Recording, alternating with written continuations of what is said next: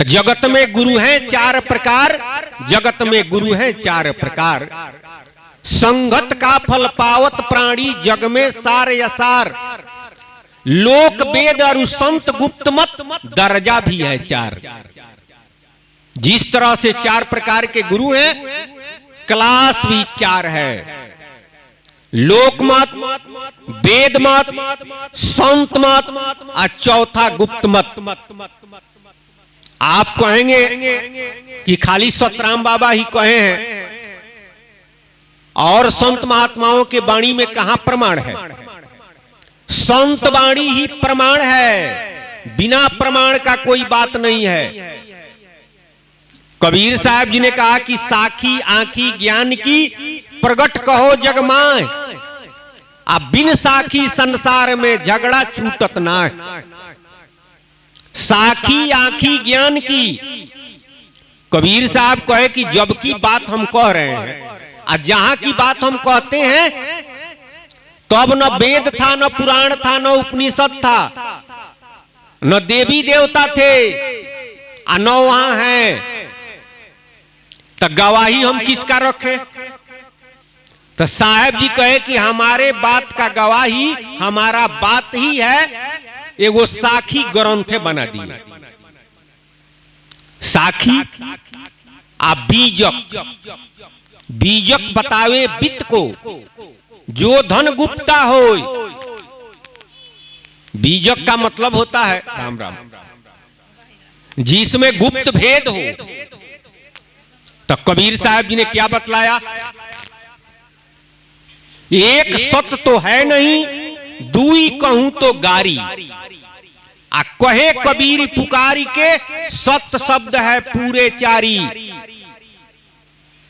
चार प्रकार का सत्य है, चार तरह से लिखा भी जाता है और उच्चारण भी चार तरह से होता है। सत दरिया साहब ने कहा। दूसरा उदाहरण, सत सत्य, सत करे पुकारा, आ चिन्हे सत्य तो उतरे पारा।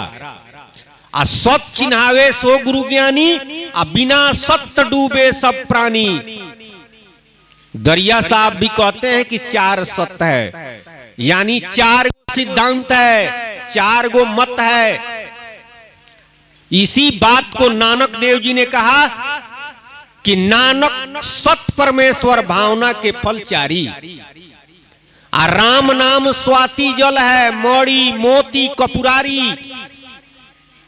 इसी बात को तुलसीदास जी रामचरितमानस में लिखते हैं, यहां न पक्षपात कछु राखो, वेद पुराण संत मति भाखो।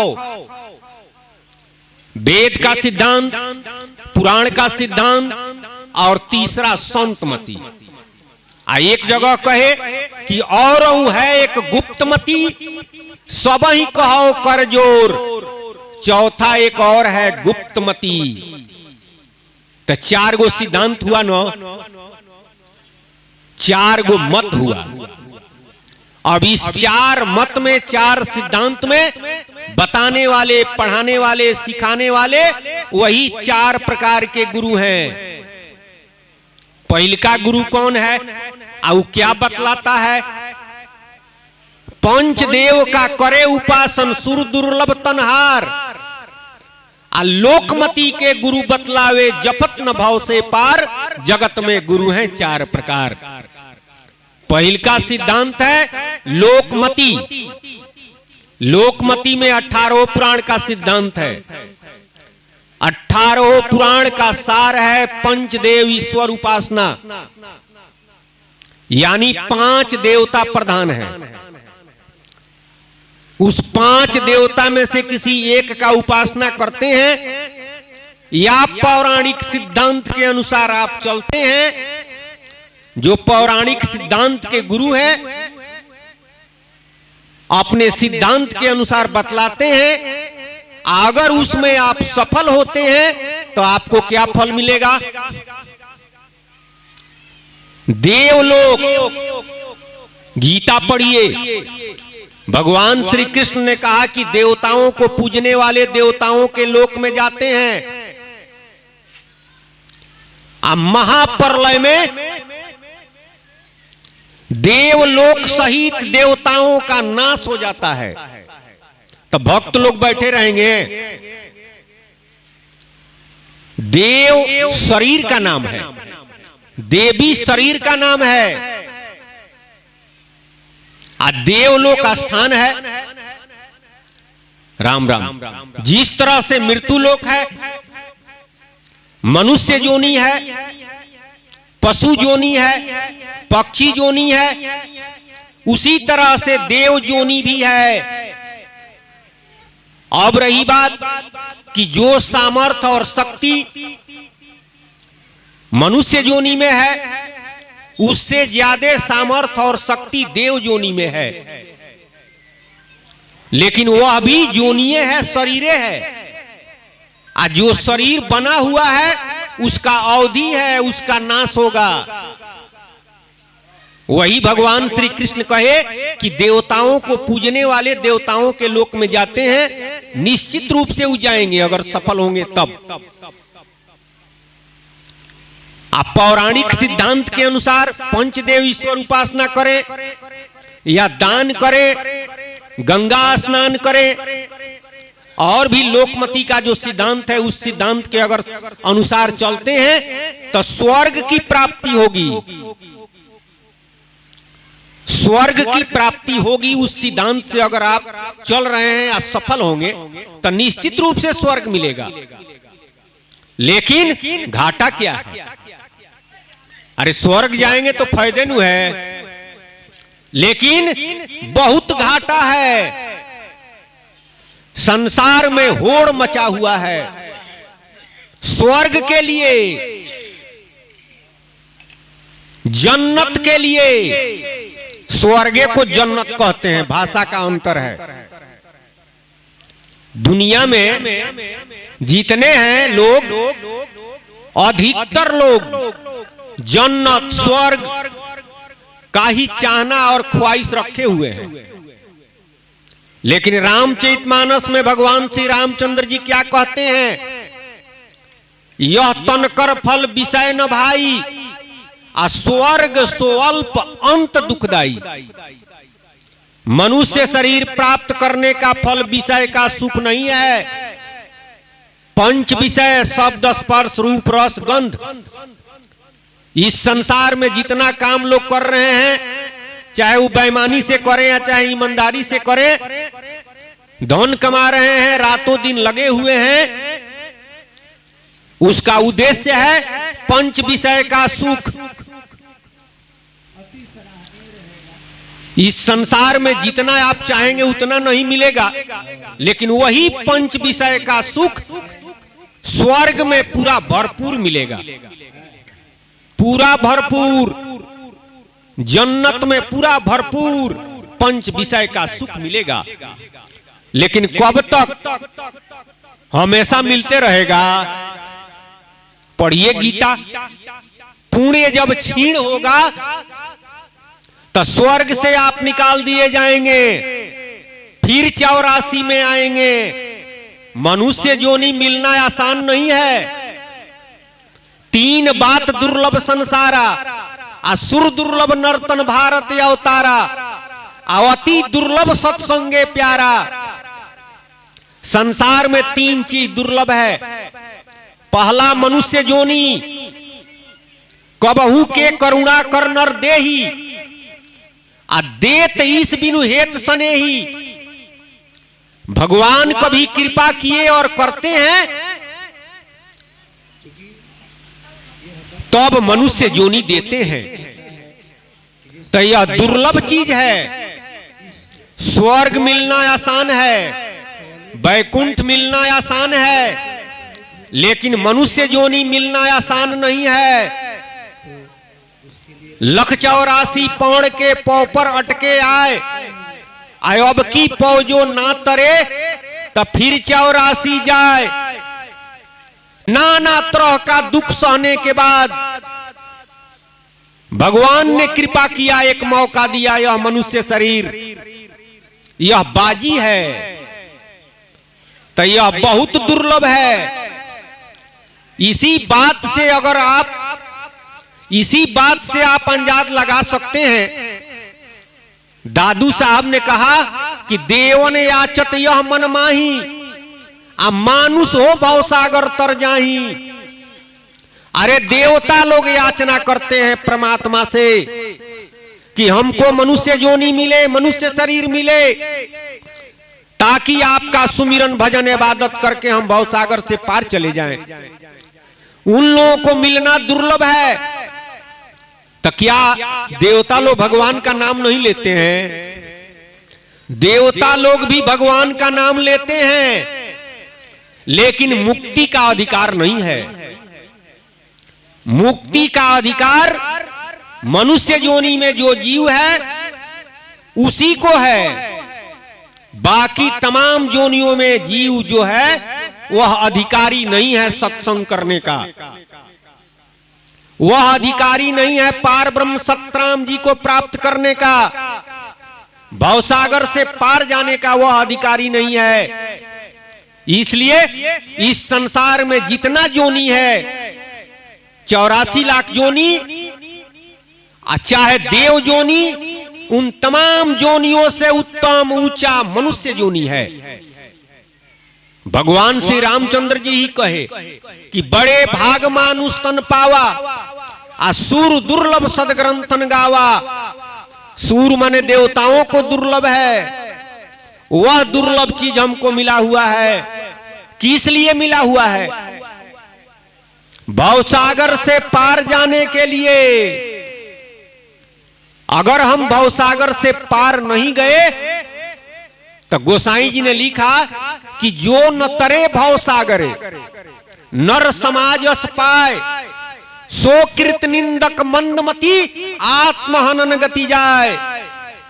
मानव तन नर समाज को पा करके जो मुक्ति नहीं प्राप्त किया वह अति निंदनीय है। उसके आत्मा का विशेष हनन होगा, यानी 84 लाख योनियों में जाएगा तो ज्ञान समाप्त हो जाएगा, परमात्मा के प्राप्ति का अधिकारी नहीं रहेगा। तो पहला दुर्लभ है यह मानव तन, दूसरा दुर्लभ है भारतवर्ष में जन्म। दुनिया के दूसरे देश में जन्म हो जाए, मानव तन मिल जाए, लेकिन आप गुप्तमती के, अध्यात्म के रहस्य से, भेद से वंचित रह जाएंगे। कहेंगे कि दुनिया के तमाम देशों में धर्म है। अरे इस्लाम धर्म है, ईसाई धर्म है, जैन धर्म है, बौद्ध धर्म है, पारसी धर्म है, हिंदू धर्म है, बहुत सारा सिद्धांत है। तो कैसे वंचित रह जाएंगे? आज से नहीं, शुरुआत से ही भारत को छोड़ करके दुनिया में जितना देश है वहां पर प्रधानता योग की नहीं है, वहां पर प्रधानता भोग की है। आप देखिए पश्चात्य देशों में और कंट्री में देखिए आप, प्रधानता भोग की है, भोग की।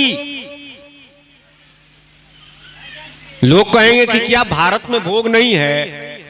भारत भी भोग भूमि है, लेकिन प्रधानता योग की रही है। यह ज्ञान भूमि है, कर्म भूमि है। प्रधानता योग की रही है, आज भी है और भविष्य में भी रहेगा।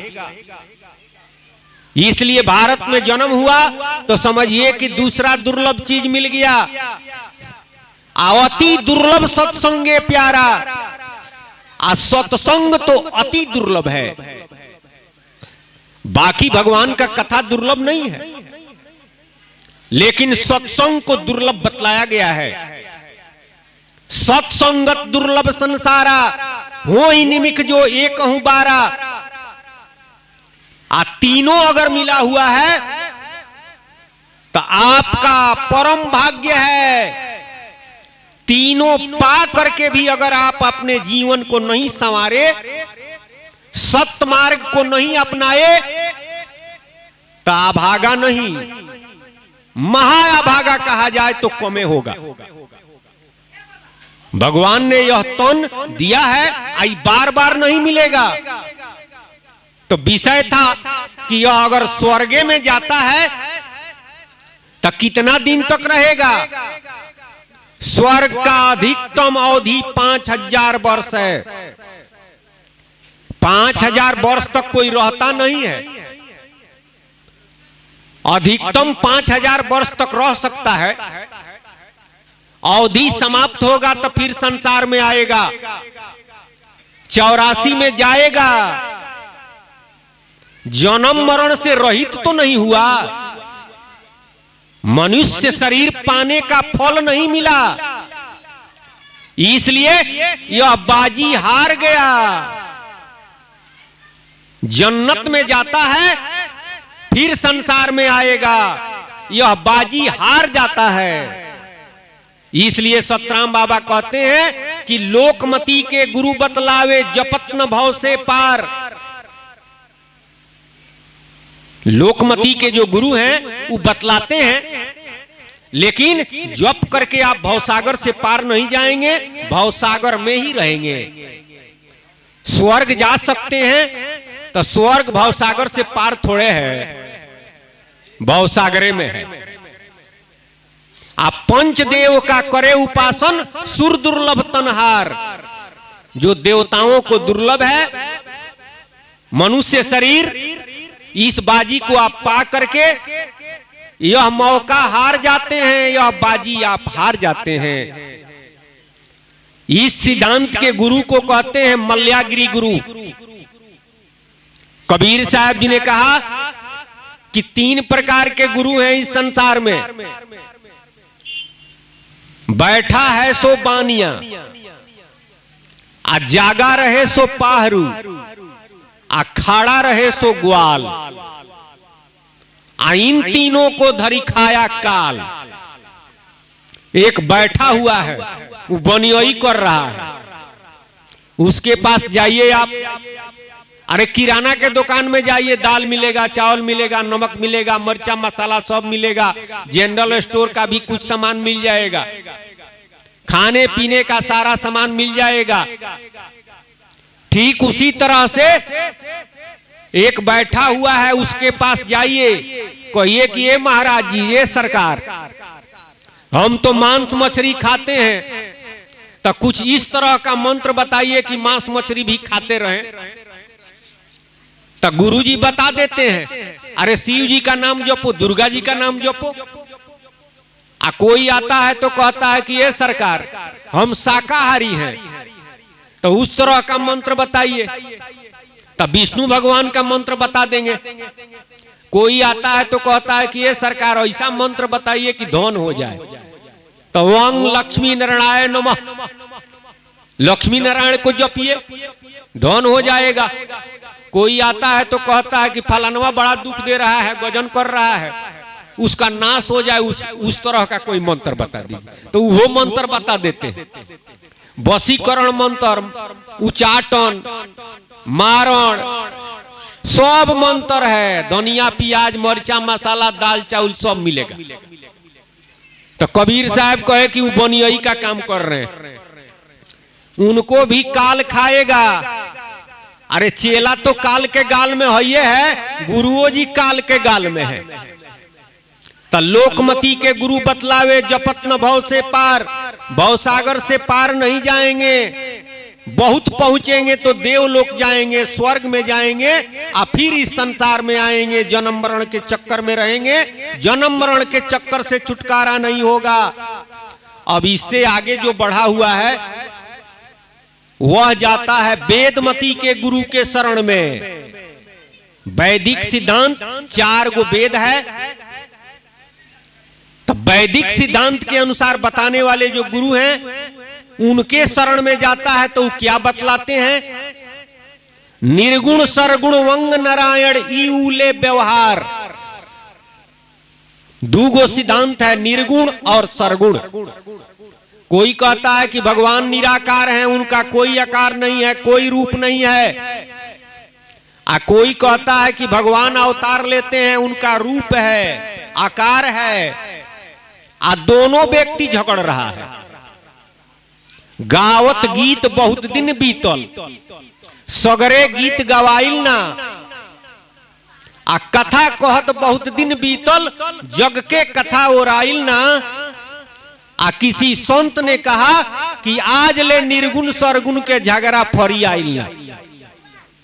लोग लड़ रहे हैं। कोई कहता है कि खुदा का कोई रूप नहीं है, अल्लाह का कोई आकार नहीं है। आ कोई कहता है कि भगवान का अवतार होता है, रूप है, आकार है। तो दोनों लड़ रहे हैं, कट रहे हैं आपस में। वो कहता है कि हमारा सिद्धांत ऊंचा है, और वह कहता है कि हमारा सिद्धांत ऊंचा है। लेकिन इस भेद को संत महात्माओं ने सुलझाया है। तो संतों के पास जाएगा तो हम समझेगा। संतों के पास तो जाता नहीं है कि समझे, आपस में कट रहा है, लड़ रहा है। तो कोई निराकार बताता है, कोई साकार बताता है। अब वेद यही दूगो बतला रहा है, निर्गुण सरगुण। तो निर्गुण का नाम क्या है? गीता में भगवान ने कहा वांग का अक्षर ब्रह्म, जो सब में रमन कर रहा है, हर जीव के साथ, जिसे आधुनिक युग के संतों ने डिवाइन लाइट कहा। कुछ दूसरे ग्रंथों में इलाही नूर कहा गया। उसी को गोसाई जी ने परम प्रकाश प्रकाशक जोई। उसी को कुछ महात्मा लोग ज्योति कहते हैं, प्रकाश कहते हैं। तो वह हर जीव के साथ है।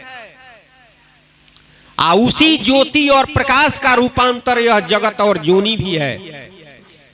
यह संसार जितना दिखाई दे रहा है, जितना रूप दिखाई देता है, सारा रूप ज्योति से ही बना हुआ है, प्रकाश से ही बना हुआ है। अध्यात्म में उसी प्रकाश को ब्रह्म कहते हैं, ब्रह्म प्रकाश। जगत जोनी माया है। इसका स्वरूप क्या है? इसका स्वरूप ब्रह्म है, जिसे ज्योति कहते हैं। तो जगत जोनी रूप है, इसका स्वरूप ब्रह्म है। तो रूप को कहते हैं सरगुण, स्वरूप को कहते हैं ज्योति, ब्रह्म, ओंकार। सरगुण अनेकों है, सरगुण एगो नहीं है। अरे भगवान का कई गो अवतार है, और भी बहुत नाम है।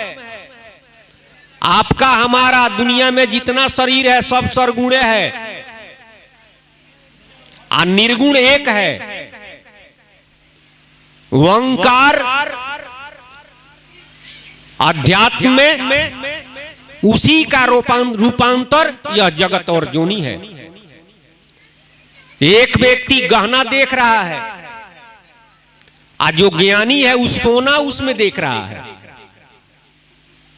अरे सोने का रूपांतर अनेकों डिजाइन का गहना है, झूलनी है, हैलक है, नथिया है, बहुत गहना बना हुआ है। एक ही मिट्टी का कई डिजाइन का मिट्टी का पात्र बना हुआ है। तो मिट्टी का जो पात्र है वह रूप में आ गया, सरगुण उसको समझिए। सोना का जो गहना है वो डिजाइन में आ गया, तो सरगुण समझिए। लेकिन वह गहना, वह मिट्टी का पात्र एक दिन फिर मिट्टी में मिल जाता है। माटी के मर्दा, वो माटी के नारी, माटी से बनी है ये दुनिया सारी। माटी का खिलौना माटी में मिल जाएगा, मान मेरा कहना आखिर पछताएगा, वो नूर बन जाएगा, निर्गुण बन जाएगा, निर्गुण निराकार। इसमें भी भेद है, निर्गुण निराकार, सरगुण साकार, निर्गुण साकार और सरगुण साकार और निर्गुण साकार। और निर्गुण निराकार किसको कहेंगे? जिस तरह से साहित्य में पढ़ाई है उसी तरह से सत्संग में भी पढ़ाई है। हरि किसे कहते हैं, वंग किसे कहते हैं, तत्व किसे कहते हैं, स्थूल सूक्ष्म कारण कैवल्य, सत्संग करके जानना पड़ेगा। आज जब जानेंगे तब आपका संशय समाप्त होगा, कल्याणकारी मार्ग प्रशस्त होगा, जिससे आपका जीवन सार्थक हो सकता है। अगर नहीं जानेंगे तो कल्याण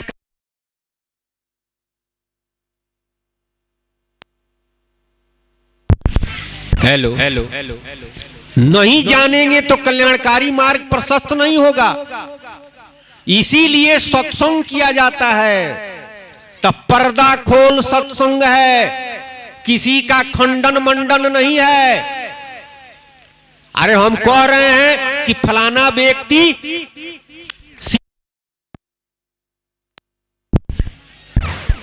हेलो हेलो हम कह रहे हैं कि फलाना व्यक्ति सिपाही के पद पर है और वास्तव में उस सिपाही के पद पर है, और उन्हीं को कोई कहे कि ना ये दरोगा जी है, उन्हीं को कोई दूसरा कहता है कि ना ये तो एसपी साहब हैं, तब बड़ाई कर रहा है। लेकिन दरोगा जी का जो अधिकार है, एसपी साहब का जो अधिकार है, पावर है, उस सिपाही जी के पास नहीं नु है। तो हम कह रहे हैं कि ना ये सिपाही जी हैं, तो उनका निंदा कर रहे हैं, खंडन कर रहे हैं। उनका निंदा नहीं कर रहे हैं, उनका खंडन नहीं कर रहे हैं, जो हकीकत है वह कह रहे हैं। तो यहां खंडन मंडन नहीं है। लेकिन सांच कहे जग मारन धावे, कबीर साहब जी कहे कि सांच कहने पर बड़ा धक्का है, लेकिन कबीर साहब माने नहीं कहे, बाकी लोग तो नहीं कहे, लेकिन कबीर साहब कुछ बाकी नहीं लगाए, वो सब कहे, लेकिन कुछ तौर तरीका था, उस तौर तरीका के अनुसार कहे। आज देश स्वतंत्र है, वाणी की स्वतंत्रता है, तो सतराम बाबा सबका समर्थन करते हुए, सबका भेद बताते हुए, जीव का कल्याण कैसे होगा वह राह बतलाए हैं। तो क्या बतलाए हैं? निर्गुण सरगुण वंग नारायण। निर्गुण का नाम ओंकार है और सरगुण ब्रह्म का नाम नारायण। नारायण जी का अवतार होता है, त्रिलोकपति नारायण जी, तीनों लोक के मालिक। तो इससे फायदा क्या होगा? इससे भी फायदा है। क्या फायदा है? निर्गुण उपासना करिए चाहे सरगुण उपासना करिए, स्वर्ग से आगे जाएंगे। तो स्वर्ग से आगे है वैकुंठ, जिसको बहिष्ठ कहते हैं। जन्नत से आगे है बहिष्ठ। जो लोग वैदिक सिद्धांत के अनुसार चलते हैं, जो लोग ज्योति और निराकार का साधन करते हैं या सरगुण का साधन कर रहे हैं, उस सिद्धांत के अनुसार चल रहे हैं, वैदिक सिद्धांत के जो गुरु हैं, उस गुरु के बताए हुए राह पर चल रहे हैं, अगर सफल होते हैं तो वैकुंठ मिलेगा, बहिष्ठ मिलेगा। तो घाटा इसमें क्या है? लेकिन सतराम बाबा कहते हैं कि घाटा है। क्या घाटा है? अरे मनुष्य जोनी जिसके लिए मिला वह तो आपको नहीं प्राप्त हुआ। मनुष्य जोनी मिला हुआ है भवसागर से पार जाने के लिए, आए आप रह गए त्रिलोके में। आए हो तू दूर से, आ जाना है बड़ी दूर।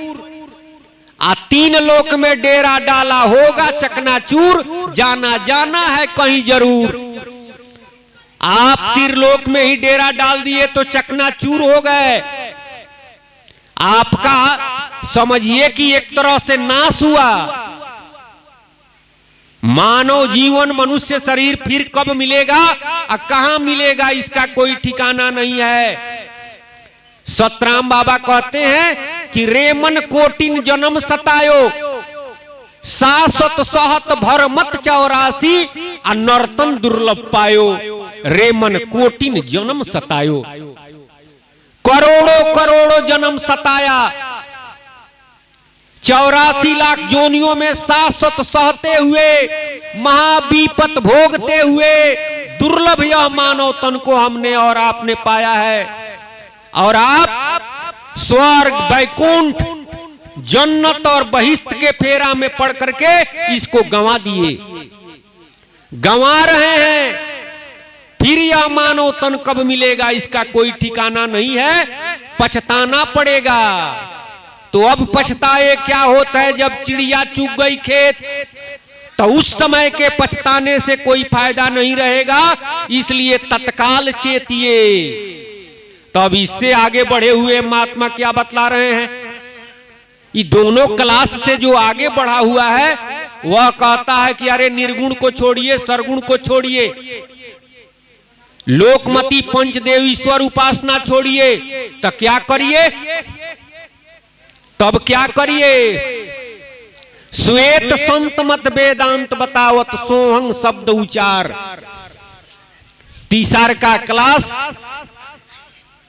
जिसको बताने वाले गुरु को भृंगी गुरु कहते हैं, वे कहते हैं कि अरे ये जीव ही परमात्मा है, जीव ही पीव है, आप क्या फेर में पड़े हुए हैं, दूसरा कौन भगवान है, अपने को जानिए, आप ही परमात्मा है, आप ही भगवान है। तो वो अपने बारे में बतलाते हैं, क्या बतलाते हैं, बहुत लोग ये कहते हैं कि जब तक ज्ञान नहीं है तब तक अपने को जीव कहता है, और जब जान जाएगा तो अपने को आत्मा कहेगा। आत्मा और जीव में कोई भेद नहीं है। लेकिन कबीर साहब यह बतलाए, संत लोग यही बतलाए, संत लोग जीव और आत्मा में भेद बतलाए, आत्मा किसे कहते हैं और जीव किसे कहते हैं जानना पड़ेगा। कबीर साहब जी ने कहा कि जीव बिना नहीं आत्मा, जीव बिना नहीं ब्रह्म, आ जीव बिना शिवो नहीं, जीव बिना सब भरम। इस शरीर से जीव निकल जाए तो इसमें आत्मा रहकर कुछ कर नहीं सकता है। ब्रह्म क्या निर्जीव है, शिव जी निर्जीव हैं, सब में जीव है, जीव जीव जीव सब हहीं, आ उलटी पलटी भव सागर बहहीं। और तुलसीदास जी ने क्या कहा, त्रिविध भांति जीव बखाने, विषयी साधक सिद्ध सुजाने। तीन प्रकार का जीव है, एक विषयी है, एक साधक है, तीसरा सिद्ध है, और चौथा गुप्त रखे सुजान। तो तुलसीदास जी कहते हैं जीव, दरिया साहब कहते हैं जीव, आ कबीर साहब कहते हैं जीव, सब में जीव है। आ ज्ञानी लोग कहते हैं कि ना, हम है आत्मा, आत्मा ही परमात्मा है। नहीं जानते हैं तब नु हम जीव कहते हैं, ज्ञान मार्गी लोग कह रहे हैं। लेकिन संत लोग क्या कहते हैं, अपने को जीव कहते हैं। ज्ञानी लोग कहते हैं कि जीव ही पीव है, जान जाएगा तो सूरत अपने में लगाएगा। नी अक्षर अक्षर के माही, नी अक्षर कोई जानत नाही। उदाहरण लोग देते हैं, आ कबीर साहब की यह वाणी है, लेकिन कबीर साहब क्या कहते हैं समझ में नहीं आता है लोगों को। नी अक्षर किसे कहते हैं, अक्षर किसे कहते हैं, अक्षर किसे कहते हैं। क्षर का मतलब होता है नश्वर, अक्षर का मतलब होता है अ मने नहीं, या क्षर मने नाश, जिसका नाश न हो। नी अक्षर, अक्षर के माही, परमात्मा की शक्ति, परमात्मा का पावर प्रभु के तरफ से सबको मिला हुआ है, उसी को कहते हैं नी अक्षर। अक्षर कहते हैं जीव को। तो जीव के अंदर सूरत है, प्रभु की तरफ से मिला हुआ है। हमको कोई रुपया दे दे तो अब हम कहेंगे कि हम रुपया हो गए। हमको कोई वस्तु दे दे तो हम कहेंगे कि फलाना वस्तु हो गए। रुपया नहीं हो गए, रुपया वाला जरूर हो गए। उसी तरह से परमात्मा के तरफ से सूरत रूपी शक्ति मिली हुई है, तो हम सूरत वाला जरूर हो गए, लेकिन हम ही सूरत हैं यह अगर कहते हैं तो यह भ्रम है, यह पर्दा है। इसलिए प्रभु ने आपको दिया है सूरत रूपी शक्ति, तो उसका सदुपयोग करना है। क्या करना है? अगर समझ लेते हैं कि हम वही हैं, तब तो अहं ब्रह्मास्मि वेदांत का महावाक्य तत्त्वमसि प्रज्ञानम ब्रह्म, इसका माने होता है जो वह है वही मैं हूं। अपने को ही ईश्वर कहना। तो कबीर साहब क्या कहे? स्वामी बन के रहबो तो घनी पड़ेगी मार, आ सुहंग को सोहंग कहे ऐसा संत गंवार। स्वामी माने मालिक, अपने को मालिक कहता है, अपने को स्वामी कहता है तो घनी मार पड़ेगी। अपने को साहिब कहता है, अरे साहिब मेरा एक है दूजा कहा न जाए, आ दूजा साहिब जो कहे तो घना तमाचा खाए। परमात्मा एक है, साहिब माने मालिक एक है, यहाँ सब लोग साहिबे बने हैं। साहब माने सब लोग भगवाने बने हैं। तो कबीर साहब कहे कि घना तमाचा यानी बहुत दुख भोगना पड़ेगा। बहुबंधन ते बांधिया एक बेचारा जीव, आ काबल छूटे आपनो जो न छोड़ावे पीव। यह जीव बहुत बंधन से बंधा हुआ है, अपने बल से नहीं छूट सकता है। प्रभु न छोड़ा दे तो अपने बल से छूटेगा।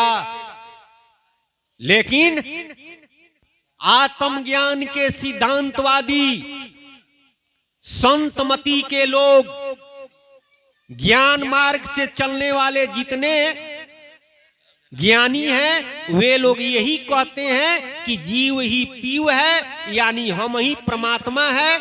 जिस दिन नहीं जानते थे तो अपने को बंदा समझते थे, अब जान गए तो हम साहिब हो गए, स्वामी हो गए। अरे स्वामी हो गए, अरे साहिब और स्वामी कबीर साहब हैं।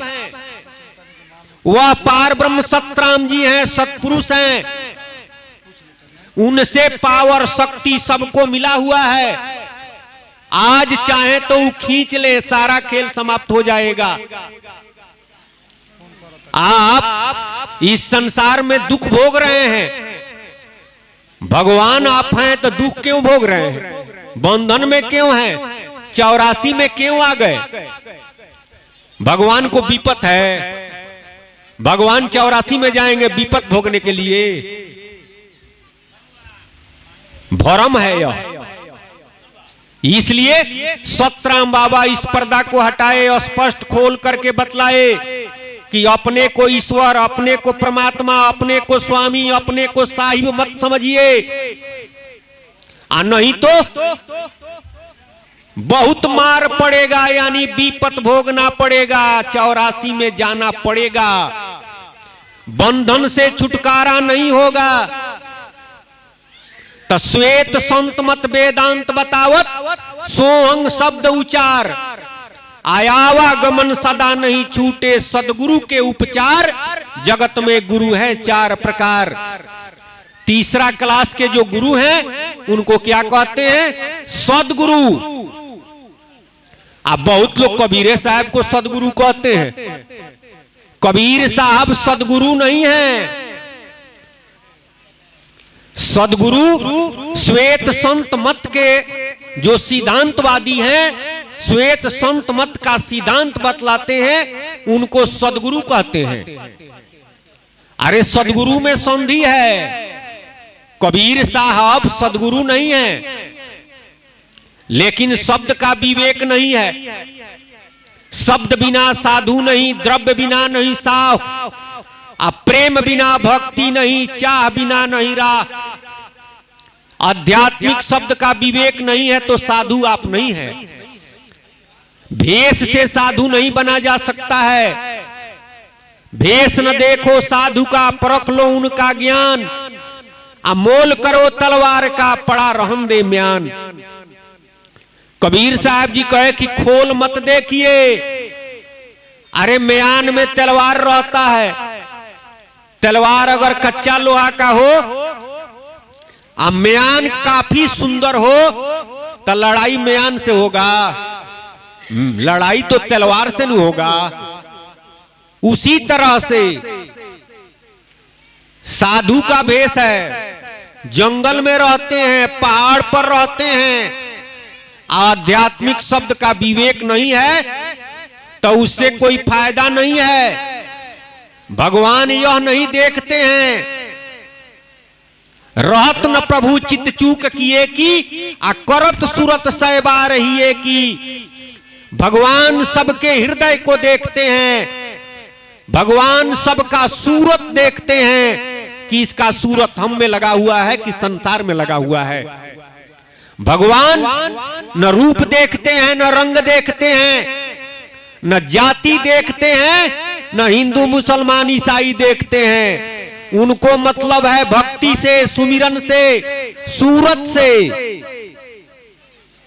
इसलिए घर में रहकर, परिवार में रहकर, खेती करते हुए, नौकरी करते हुए, बिजनेस करते हुए, अगर आध्यात्मिक शब्द का विवेक है, आप सतगुरु के शरण में हैं, तो आप परमात्मा के पास हैं, आपको परमात्मा प्राप्त होंगे, आप भवसागर से पार जाएंगे।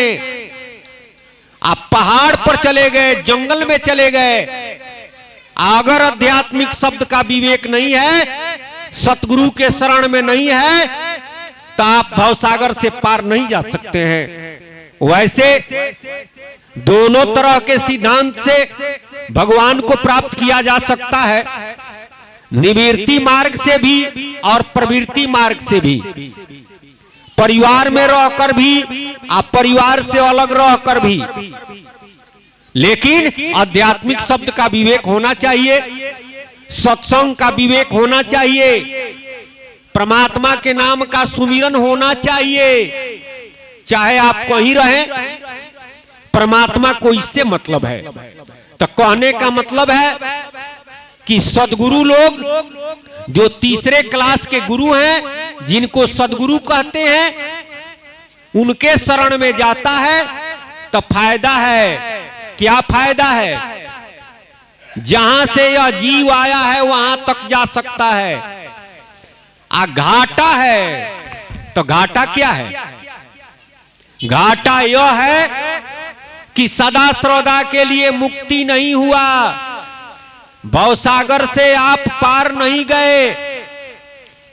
यानी जहां से आप आए हैं वहां अगर जाते हैं तो कहने का मतलब कि वह अभी भवसागरे में है। तो कहां से आप आए हैं? कहवा से जीवा आवेला, कहवा समा गईले हो राम, आ कहवा में कैले मुकाम, तो कहवा लपटा गईले हो राम। कहां से जीव आया है? इसका उत्तर साहब जी ने दिया, निर्गुण से जीव आवेला, स्वरगुण समा गईले हो राम, आ काया गढ़ कैले मुकाम, तब माया में लपटा गईले हो राम। इस संसार में जितना जोनी है, उन तमाम जोनियों में रहने वाला जीव निर्गुण लोक से आया है। संत लोग निर्गुण लोक कहे, उसी को भगवान श्री कृष्ण ने जीवलोक कहा। उसी को रामचरितमानस में कैवल्य परम पद, उसी को अगुण लोक, किसी दूसरे ग्रंथों में लाहूत कहा गया। एक ही का अनेक नाम है। कुछ महात्मा लोग उसी को अमर लोक कहे हैं। यानी जहां से आप आए हैं वहां चले जाएंगे, तो फायदा तो हुआ, लेकिन घाटा क्या हुआ?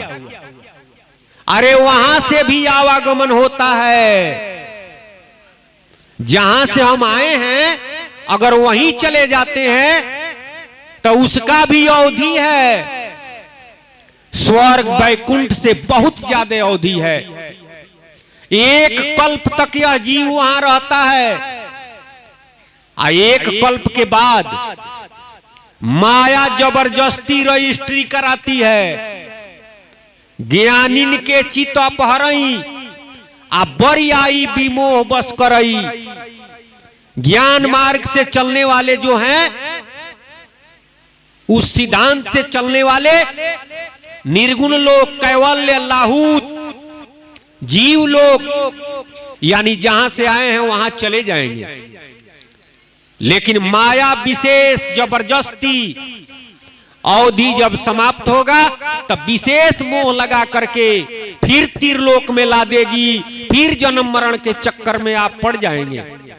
मनुष्य शरीर जिसके लिए मिला उस उद्देश्य की पूर्ति नहीं हुई, आप बाजी हार गए, तो यह घाटा हुआ। अब फायदा किसमें है? मानव जीवन की सफलता किसमें है? भगवान ने यह शरीर दिया है, तो इस शरीर को पा करके हमें क्या करना चाहिए जिससे हमारा ज्ञेय और ध्येय स्पष्ट हो जाए।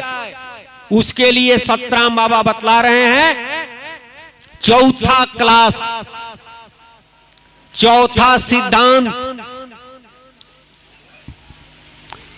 श्वेत संत मत वेदांत बतावत, यह तीसरा क्लास है। चौथा क्लास लाल संत मत गुप्त बखाने, करी सतगुरु पुकार, तासो जन्म मरण नहीं होवे, बूझे बूझनहार, जगत में गुरु हैं चार प्रकार। चौथा क्लास है गुप्तमती। गुप्त माने होता है जो छिपा हुआ है, मति माने वकील, जो छिपी हुई वकील है। उसको कौन बतलाता है? सतगुरु। सदगुरु और सतगुरु में अंतर है। सत तथा संयुक्त सत आ गुरु,